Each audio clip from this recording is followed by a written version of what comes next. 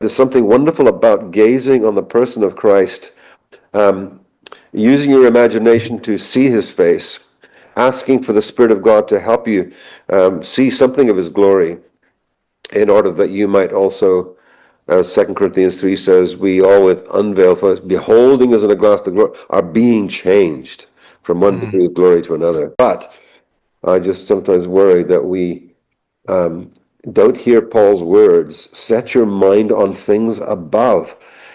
We sometimes say some people are so heavenly minded they're of no earthly use.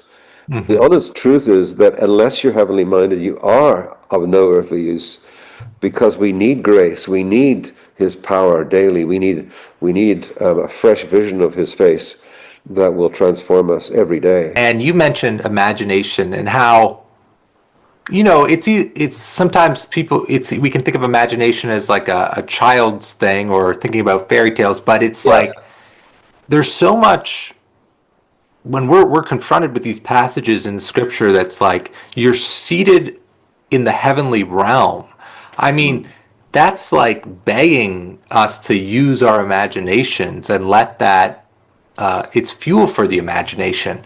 And it seems to me that this is one area the church today really struggles with, is having a baptized heavenly imagination. What do you think about that? Yeah, I think that's great. It is a real need in our time. I think if anything is going to help you with a baptized imagination, it might be the ascension. Imagining a man in the Godhead. What does it look like for the man? Saying, imagine a man in the Godhead, which is, the ascension is the continuance of the incarnation. He's still a man and will be for eternity. Imagine his posture.